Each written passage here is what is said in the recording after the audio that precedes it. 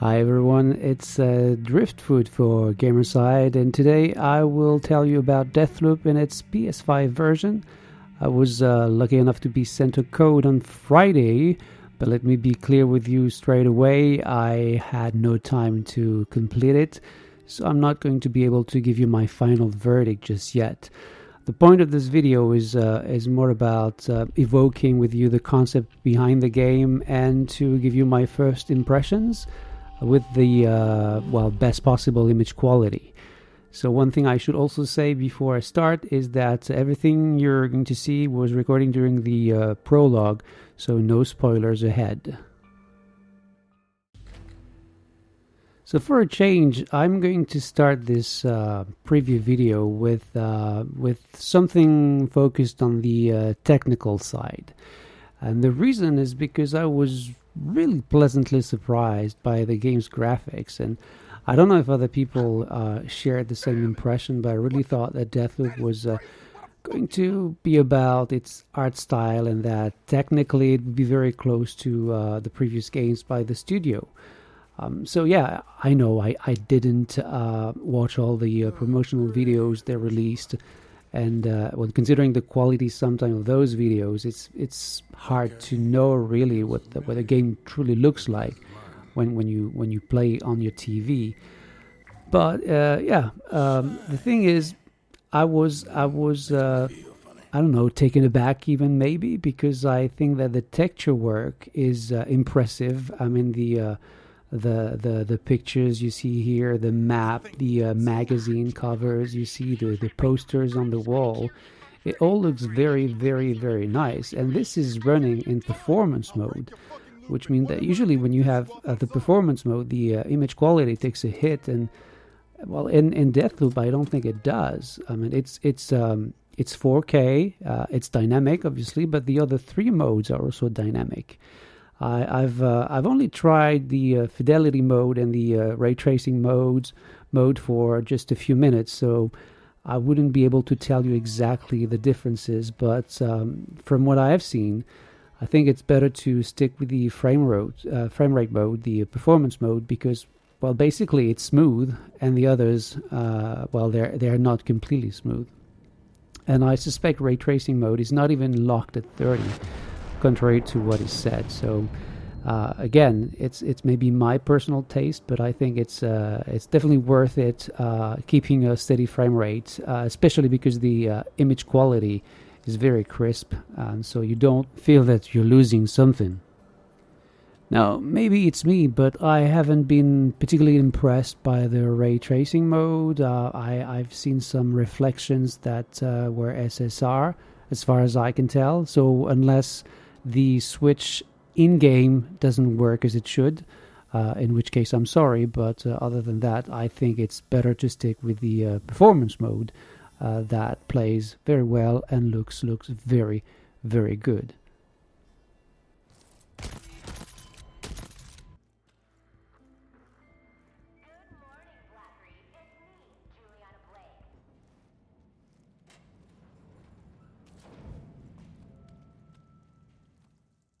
I suppose that you probably know a little bit about Deathloop if you've read some of the previews that came out a few weeks ago, and I don't think I can tell you much that you don't know about the game.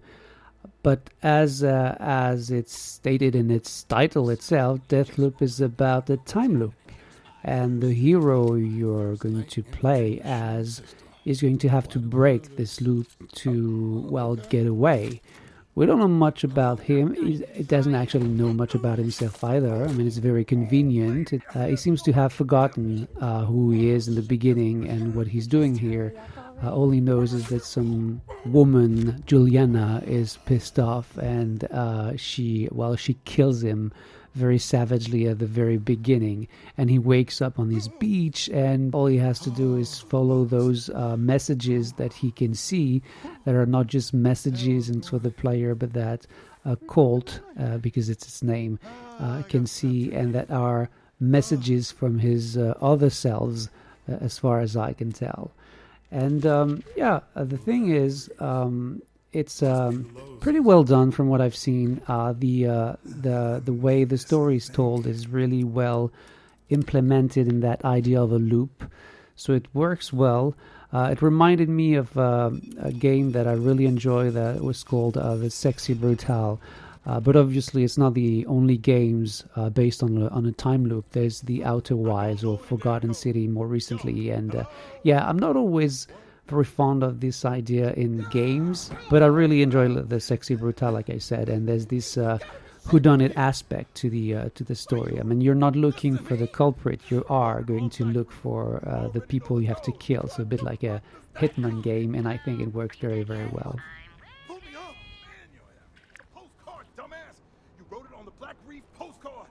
Understand? Okay. I'm gonna drop you now. Wait, no, wait! Fuck! No!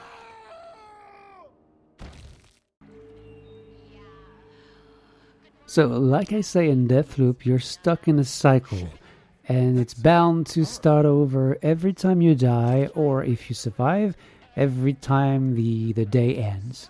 Just like Bill Murray in the Groundhog Day, it's by learning things that you're going to make your next days easier. So now, contrary to what George Orwell used to say in 1984, where ignorance was strength, in Deathloop, as for Confucius, knowledge is power. And it's by collecting information about the island of Black Reef and the visionaries that you're going to have to kill to break the cycle, the loop, that we're going to get to know the place, the different locations, and what happens there. That felt too easy. We have 8 targets to take down in one day, so as you can imagine, there's no way you can do that in just one try, so you're going to have to play over and over again until you figure out the best way to kill them all, and the quickest way to do so too. I mean, there's no real rush, as time doesn't pass when you are in one location. I mean, time moves forward when you leave that location and you go back to your HQ. So there's really no pressure, except for the fact that, I mean, if you stay for too long, if you keep exploring, there's a risk you might die. And even though you're granted a power which allows you to come back to life and rewind time for just a few seconds, 2 times. You can do it twice, every time in every location you go to, and the game is actually structured in 4 parts. So you have the morning, you have noon, you have the afternoon, and you have the night.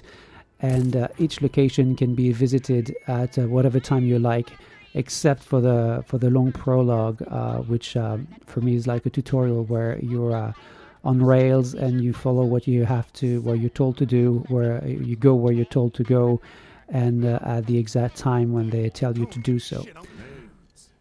Now, when you kill a visionary, you get his or her power.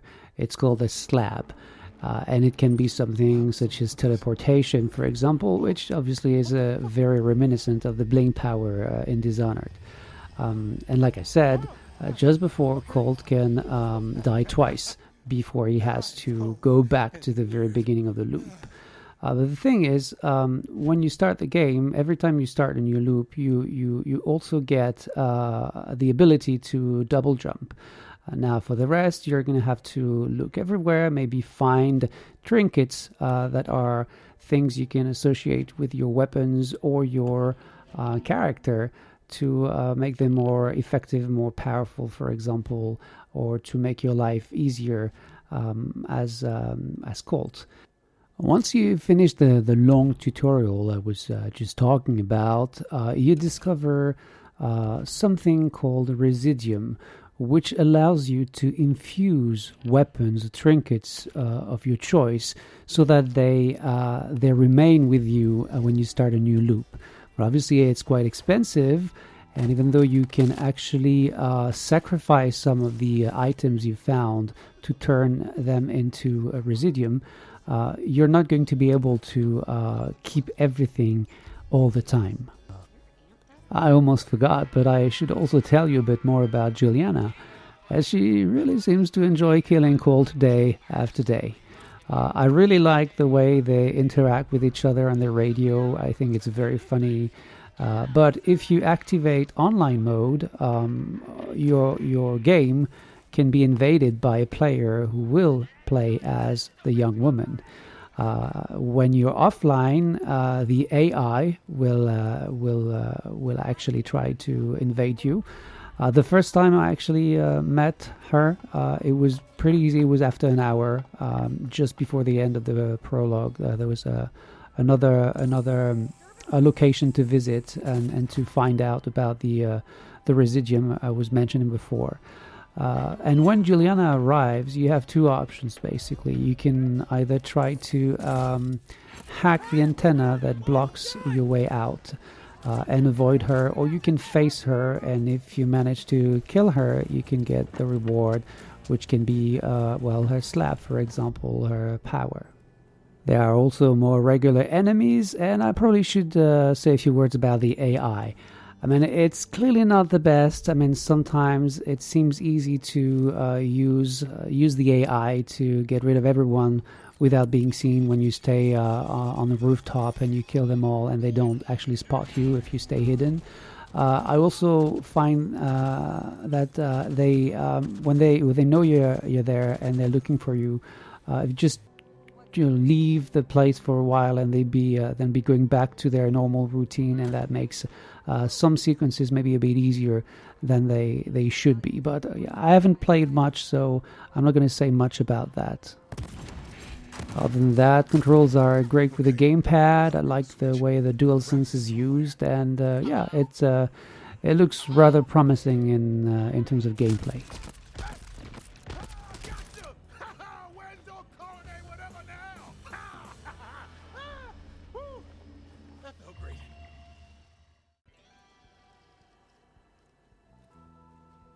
Now is the time for my conclusion. I told you so. I don't think I have much to tell you about Deathloop that you didn't already know. But yeah, like I said many times maybe in this video, I've only played a few hours, and I think if you really want to know if the game is worth your money, there are other sites you can turn to, other YouTubers you can go to, and they'll be able to probably give you a proper verdict of Deathloop. The thing is, I've been really pleasantly surprised by how the game looks. The art style is great, but I also think that the game looks really, really nice, especially in HDR. And I like the humor a lot. I like Colt and the way he speaks, and how we interact with the people of Black Reef, and yeah, it makes me want to keep investigating and try to break the loop once and for all.